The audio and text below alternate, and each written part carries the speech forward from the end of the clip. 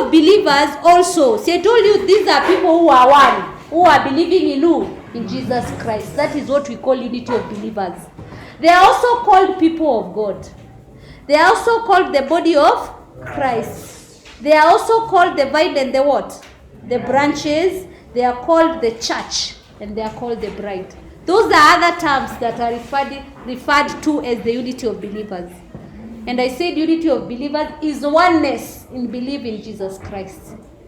Or oneness in believing God. So we are all believing in God. Yes. So we have oneness in believing in God. That is unity of believers. And then they have other names. We said it refers to people of God. They can also be called people of God. We've said they can also be called who? The church. Yes. What else? The body of Christ. Yes. The bride. Yes. And the vine and the branches. So in the examination, when you do your examination, mostly you're asked to show how the people of God or the vine and the branches demonstrate faith in who? In God. So we start